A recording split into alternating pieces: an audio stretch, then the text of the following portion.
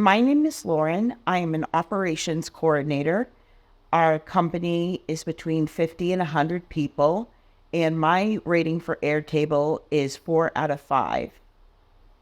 I use Airtable to help organize a hybrid conference that has over 5,000 attendees, over 250 speakers, and over 70 sessions. It's a hybrid conference that happens in person and virtually in the Boston area during the month of September. And we track all of our speakers, all of our event sessions, different emails that get sent out. It is in essence a database for everything that has to do with speaker event management. And we are very happy to be using Airtable. We've used it for a few years now and are very pleased with it.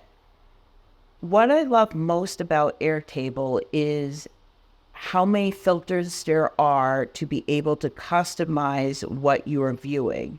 When databases have many rows and columns and can get very comprehensive, sometimes it really helps to be able to look at specific data points within that database.